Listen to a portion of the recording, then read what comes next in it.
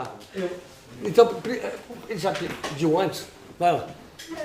Você passa a questão do coletivismo, que é muito interessante para o político. Como você falou, às vezes o cara foca num coletivo, coloca um 30%, tá joia.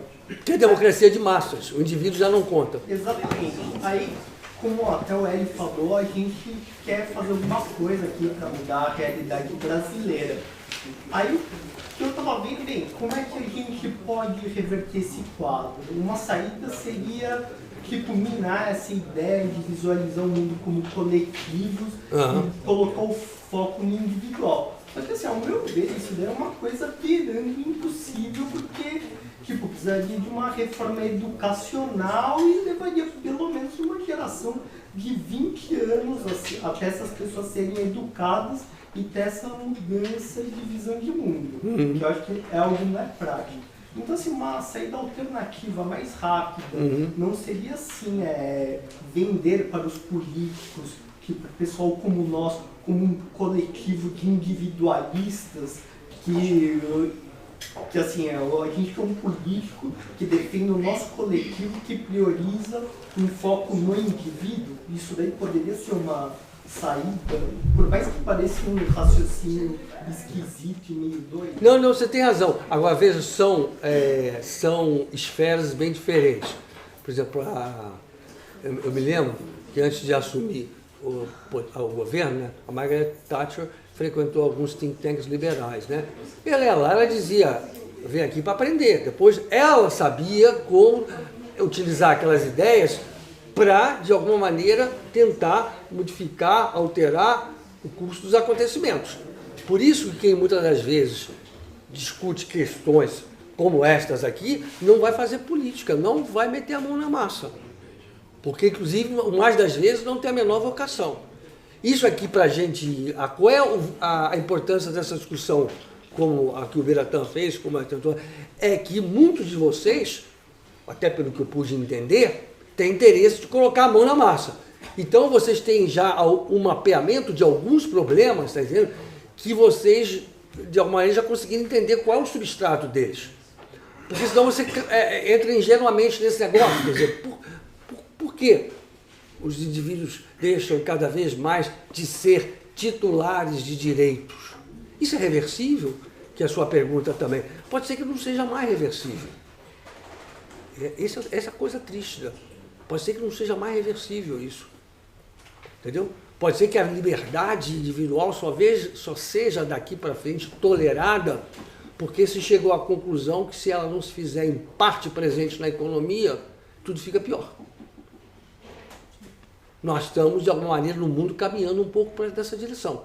E o caso mais típico hoje, nesse caso, o dos Estados Unidos, que abandona as suas tradições dos Founding Fathers cada vez mais, entendeu? Porque lá você também tem uma democracia cada vez mais manipulada, uma democracia cada vez mais intervencionista, uma democracia em que esses coletivos se colocam acima dos indivíduos claramente. Então, que você coloca uma questão que eu não sei te dar uma resposta objetiva. Você diz, eu não sei te dar uma resposta objetiva porque aí tem que fazer a transição do plano, do pensamento para o plano da ação. Tem que fazer essa transição. Como é que ela será feita? Agora, o mundo está numa encruzilhada hoje. A meu juízo, não há a menor dúvida com relação a isso. Porque mesmo quando se reconhece a eficiência, a eficácia de uma economia de mercado, o que acontece nos outros domínios, se faz muita coisa que não é compatível com a liberdade. Então você fica num mundo meio esquizofrênico, tá entendendo? Fica num mundo meio estranho, porque ao mesmo tempo que aqui nós sabemos que a economia de mercado é um modo mais eficiente de gerar riquezas, mas por outro lado, em outros domínios, coletivismo na veia. Aí você diz, pô, mas peraí, como é que junta esse negócio aí, entendeu? Vamos ficar com o mundo meio esquizoide? Estamos diante dessa encruzilhada hoje, tá entendendo? Porque pela razão do mercado político, vamos chamar assim, mercado político. O mercado político, ele faz isso. Ele está muito mais interessado em falar para os coletivos do que você não existe, eu não existo, não existe mais como indivíduo. E quem vai conter isso aí? Os exemplos da América Latina, exemplos de sociedades que têm instituições fracas, você está vendo o que está acontecendo. Eles começam os políticos no poder começam a aparelhar Supremo Tribunal Federal, coisas do gênero, e aí vira uma democracia de fancaria, quer dizer, uma democracia para inglês ver, porque no fundo não é. Porque você não tem mais aquela divisão tripartite do poder, tal qual concebida pelo Montesquieu, por exemplo, nem isso você tem mais. Entendeu? Aí você vai tendo a invasão de um poder no domínio do outro, vira uma miscelânea, uma confusão. Entendeu? Você vê quantas decisões foram tomadas nos últimos tempos contra a própria instituição, contra a própria Constituição. O artigo fundamental da Constituição diz que todo mundo para ingressar na universidade, no serviço público, é por mérito. Quando você introduziu cota, você acabou com o mérito. Tá? Eu digo que se tivesse dito assim, vamos ter cota, isso vai ser quarentena, durante 2 anos, e as pessoas, aí depois a gente volta ao normal, enquanto isso a gente cria um sistema de voucher, de não sei o quê, isso até seria compreensível. Mas quando você coloca isso em definitivo, entendeu? Você passou por cima da Constituição, dos indivíduos, de tudo. Você não tem mais nenhuma importância. Por exemplo, outro dia vieram me perguntar, o que você acha? Agora também vai ter, eles sabem que a minha posição vai ter cota também para fazer concurso de juiz, não sei o que, papá. Eu digo, gente, vocês estão usando a palavra errada, não é cota, é metacota. Aí o cara falou, como é isso, metacota? Eu digo, é simples, não tem já cota para entrar na universidade? Se eu tenho também cota depois para o concurso público, daqueles que, se entrar na universidade já por meio de cota, eu tenho cota da cota. Eu tenho metacota. Então nós estamos chegando a esse requinte no Brasil. Você vai ter cota da cota da cota daqui a pouco. Essa é a questão. Como é que se resolve isso? Agora, eu não sei dizer como é que se faz essa transição, porque diferentemente do meu grande amigo Miratã, eu sou mais pessimista em relação ao curso dos acontecimentos aqui, está entendendo? O Brasil me mostra uma coisa que me assusta, que é a de que as mudanças só ocorrem historicamente quando o dedinho, o mindinho já tá deslizando pelo precipício. Antes disso não muda nada. Por quê? Porque a dinâmica das nossas mudanças não é feita com base em ideias. Só essas ideias estapafúrdias, mas as ideias que poderiam nos levar a avanços, a prosperidade, elas não entram em cena, não entram em campo. Né? Esse é o problema. Espera, que a Patrícia pediu primeiro. Professor, é uma pergunta bastante assim, politicamente incorreta, e vou fazer ela de uma maneira mais rasa para não... Nas sociedades mais desenvolvidas, nós sempre tivemos, ou de uma maneira geral, nós tivemos algum tipo, ou escravismo, ou uma servidão. Na maior parte do tempo da humanidade, das sociedades complexas. No momento que você tira e começa a distribuir pseudos direitos sociais, seria uma nova forma de escravidão? Fala mais que eu não estou entendendo bem a sua questão ainda, porque... não, talvez você pudesse trocar o nome, em vez de escravidão, dependência, né? Talvez você quisesse, cria terras dependentes, se você faz isso. Não é só dependência, né? Porque você vai... Uma sociedade onde tinha servidão, todo o sistema econômico funcionava em cima dessa servidão, uma sociedade escravista funcionava. Tirou-se, desenvolvendo a sociedade, fez com que não tivesse mais esses tipos de trabalho esforçado, pseudo-esforçado. Mas você, no momento que você começa cada vez mais a aumentar impostos, você sempre tinha uma relação moral. Talvez menos forte com os escravos, mas ainda assim você tinha discutia se tinha alma, se não tinha alma. Você quer dizer então que nós nos tornamos, assim, cada vez mais súditos do Leviatã? O Leviatã mexe, é isso? Não, porque na democracia você vai ter uma sociedade cada vez mais dependentes e menor de produtores. Dependentes do Estado e menor de produtores de riqueza efetiva. Seriam esses os novos escravos? Os produtores. Aqueles que produzem hoje são escorchados tributariamente, exato, isso exato. quer dizer? a nova base de sustentação. Mas é isso que nós estamos falando, você tem um sistema, né, em que na economia, mais cedo ou mais tarde, você vai ter que reconhecer, e no Brasil também vai acontecer isso, vai ter que reconhecer o que funciona e o que não funciona, o que gera riqueza e o que não gera. Tudo bem. Mas acontece que você tem, do outro lado, toda uma sociedade que já foi estratificada e que se torna sequiosa de ter essas conquistas fáceis, porque são conquistas fáceis. Às vezes, isso aqui é desse grupo aqui, ele merece, por que razão? Não, é só por ele ser. Entendeu? Exato. Então, é uma servidão politicamente correta, uma escravidão politicamente correta. Bom, isso de fato pode acontecer, né? Não sei, na medida em que você não tem mais como reagir ao crescimento do Leviatã, porque ele que está financiando todos esses programas apresentados como sociais.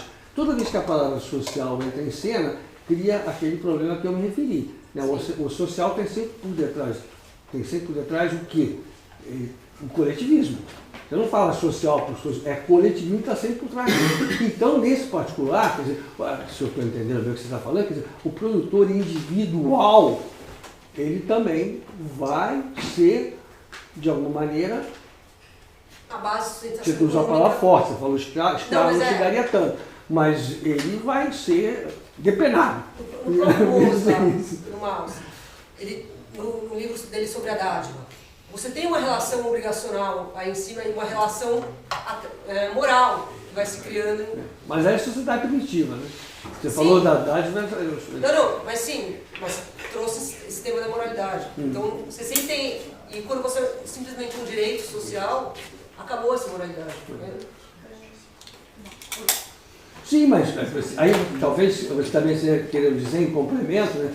Que o indivíduo, uns sofrem gravame, né, sobre o peso da cobrança, e outros são aliviados, independentemente do quanto contribuam para a sociedade, porque uma pessoa pode achar. Por exemplo, eu me lembro de alguns anos atrás, participei de um colóquio do Igor Frank, que se discutia muito isso, né? O quanto os programas sociais são deletérios, porque fazem com que a pessoa se acomode, deixa até de procurar emprego, passa a sobreviver com aquela bicha. Por exemplo, eu vi várias dessas situações depois do Bolsa Família. A pessoa chegava que eu queria contratar, ela dizia para mim, mas não pode assinar minha carteira porque eu tenho Bolsa Família. Eu falava, aí você está querendo me encrencar, não vou entrar nessa, tá entendendo? Porque essa questão que acaba acontecendo, né? Passa a ser interessante até você ganhar muito menos e fazer pouco ou nada, né? Essa seria a ideia. Só uma questão que o senhor falou da linguagem ali, que, por exemplo, os políticos atuais, principalmente partidos de esquerda, etc., usam os novos coletivos, raça, etnia, gênero, sexo e toda essa questão. Não seria também comum no movimento liberal o mesmo tratamento em relação ao próprio Estado e ao próprio mercado? Por exemplo, é bem comum a maioria e aí fica do limite ou não dessa retórica. Por exemplo, não seria apropriado o uso desses certos coletivos, desde que a definição deles fosse tautológica, por exemplo? Eu defino ele de certa maneira que todo indivíduo que participa dele vai cumprir as ações dele, por exemplo. Que nem você falou, é tão homogêneo a ponto que todos cumpram, então não teria por que especificar os indivíduos. E principalmente no movimento liberal, a gente vê isso em relação ao Estado. E ao tratar o Estado não como uma instituição que rege normas de conduta, mas sim como um ente em que os indivíduos, pelo fato de agir de tal maneira, sempre repetem aquele tipo de ação. Então o Estado, não que eu não concorde com o argumento, mas sim pela questão da retórica. O Estado, ele depreda riquezas, ele saqueia, ele é culpado de tais. Essa retórica, se não for esclarecido a questão do Estado, não fica igual à própria da esquerda, não cai no mesmo erro da esquerda? Veja bem, o Estado, a gente tem que partir sempre do conceito de que ele detém o monopólio do uso da força física em determinado território. Tem que partir disso. E aí, a partir daí você vai discutir o resto. Eu concordo com você que às vezes vejo também uma tendência a reificar entidades, mesmo entre autores que supostamente não são coletivistas. Por quê? Porque se a gente parar para pensar, o Estado é sempre capturado também por algum grupo, né? O que acontece é que você tem que pensar o Estado como um conjunto de instituições, como aquela instituição que impõe a obediência à lei e que muitas das vezes formula essas mesmas leis, então tudo bem. Mas tem a captura do Estado. Porque um outro erro dos coletivistas é chegar e dizer o seguinte: a gente faz uma revolução, e o Marx acreditava piamente nisso, vamos botar o proletariado lá. Isso não existe. Não tem nenhuma classe no poder, isso nunca vai existir. Nenhuma classe estará no poder, nem a burguesia, nem o proletariado, nem quem mais que seja. Por quê?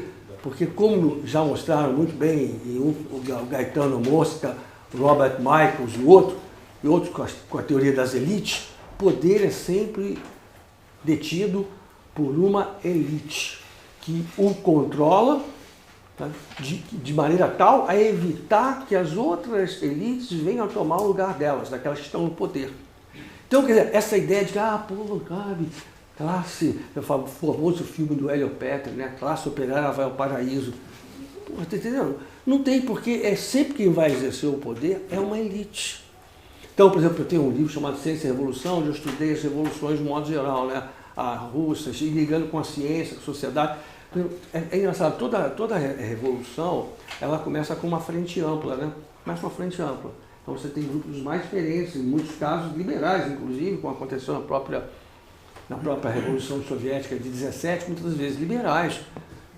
Aí o que acontece? Aqueles grupos todos que contribuíram para o sucesso da empreitada, para a vitória da Revolução, no dia seguinte à vitória, eles começam já a se digladiar.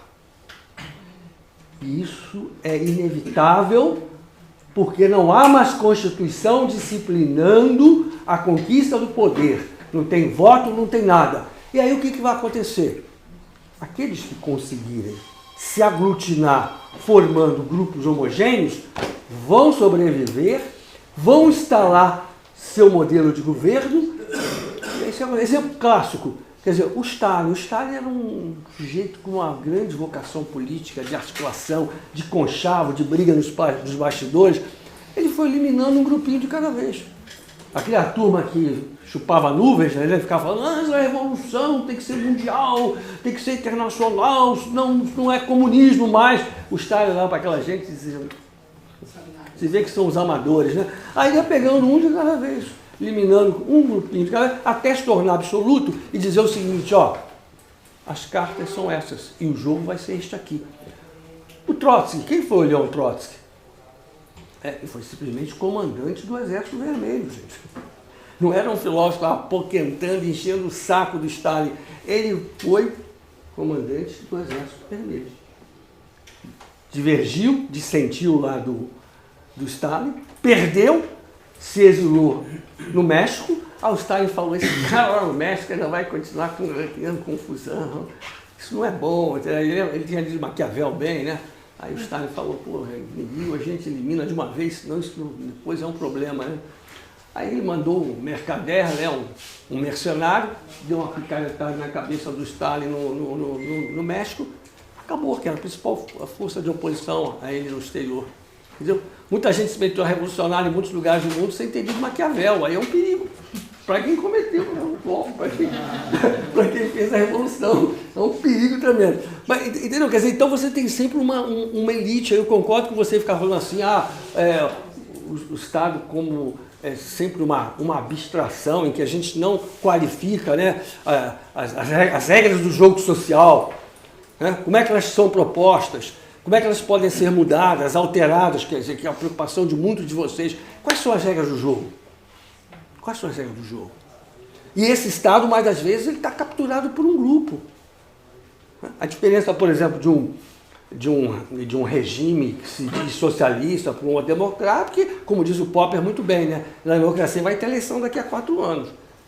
Aí o Popper dizia, a gente tira o mau governante, isso é menos custoso, ele dizia, né? Enquanto que você tem uma ditadura, pode ficar 50, como foi, mais de 60, como foi a soviética, e vai embora. Mas é um grupo que está lá. Não é pensar assim, o Estado, você tem razão, não pode ficar falando o Estado como se fosse uma entidade, entendeu? Pairando acima de todos. É o grupo, o problema é que você não consegue tirar aquele grupo maldito que está lá. O problema é esse, mas é um grupo. Porque o fenômeno da captura do Estado. Então dá para tratar de não de coletivos propriamente dito, mas dá para tratar de abstrações coletivas sem cair no erro do coletivo? Sim, mas é claro, você não pode abrir mão de falar de Estado, mesmo não pode abrir mão de falar de classe social. Pô, Durkheim elaborou teoria de classe social, Max Weber, para mim, o meu sociólogo, elaborou teoria de classe social. O problema não é esse, o problema é o que você faz. O Max Weber nunca personificou, nunca falou que a burguesia era assim, assado, que ela ia para lá, ia para cá, ia desfilar no sambódromo. Ele nunca disse isso, o Max Weber, tá entendendo? Nunca disse isso. Então a diferença é essa, mas você tem em qualquer ciência, entre aspas, você tem o direito de partir da suposição de que a entidade A, B, C, Z existe. Entendeu? Agora, o problema também é que a gente tem que tomar cuidado que muitas das vezes o vocabulário é que nos trai. A gente começa a falar de... Todo mundo fala assim, Brasil. Que Brasil? Onde é que está isso? Nunca vi esse negócio Brasil. Brasil somos nós, brasileiros, as nossas instituições, as regras do jogo, né? Quem manda, quem desmanda. Esse é o Brasil. Porque quando você fala assim, o Brasil faz isso, o Brasil faz aquilo, isso não existe. Os franceses dizem muito bem, né? Isso é uma façon de parler, é um modo de falar. Mas se você acreditar que o Brasil existe, isso é reificação, é coisificação. O Brasil não existe. Você pensar também, o Estado também não está na esquina, que você vai bater na porta, vai encontrar o Estado, não existe. Mas você tem um conceito claro do Estado, por exemplo, o do Max Weber, para mim é o melhor. É esse monopólio do uso da força. Agora, quem está exercendo esse monopólio? Essa é a segunda questão. Quem está exercendo esse monopólio? E é sempre uma elite, digo eu. Nunca vai dizer, o povo está no poder. Esse discurso seduz as pessoas, mas o povo nunca estará no poder. Não existe isso. Porque é sempre um grupo que conseguiu lá se instalar. E ele que vai dar as cartas. Vocês lembram do primeiro governo do Lula? É muito interessante isso. Ele foi fazer a reforma da Previdência, aí a turminha chupa-nuvens começou a dizer, o cara falou 50 anos que não ia reformar nada, sei lá. Aí depois eles saíram do PT. Vocês lembram? Fundaram o PSOL, lembram? PSOL. Aquilo ali é um exemplo assim, claríssimo do que pode acontecer num processo revolucionário, só que elevado à 100ª potência, tá entendendo? Porque ali na democracia os caras não suportaram a ideia de ficar minoritários dentro do partido. Aí saíram, fundaram o... Como é que é aquela contradição em termos? Socialismo e liberdade, é uma contradição em termos. Não é uma contradição em termos, socialismo e liberdade? Ou tem liberdade, ou tem socialismo, ou tem socialismo, ou tem liberdade. É uma contradição em termos. Né? Eu acho que só socialismo traz liberdade. Bom. A camisa curta aqui com ele. Então, essa é uma discussão muito importante. Teoria das elites. Mas você tem razão, tem que tomar muito cuidado para não ficar, sabe? Às vezes, o próprio mercado, né? Tomar cuidado com o uso da palavra mercado também, né? Porque, na verdade, o Bira também ressaltou isso muito bem, né? Quer dizer, questão do processo, de uma dinâmica interna, de um sistema aberto. E aí, se é um sistema aberto, se você reifica, você congela o brinquedo. É como se ele estivesse aqui parado e fosse ficar parado. O Bira até salientou muito bem isso. Quer dizer, o movimento, a transformação, a mudança permanente, vamos falar disso depois, a destruição criativa do Schumpeter, né? Isso aqui é genial. Gente, mais algumas, senão vamos começar aqui a delirar. Infelizmente. Mas só dela, porque a gente já está com o dedo levantado há uma hora. Sem tempo, porque o almoço começa a servir em 5 minutos, ele não atrasa. Mas jantar. Tá bom esse almoço, pelo menos? Esperamos que a janta seja boa. Pessoal, uma salva de palmas para o Gente, obrigado.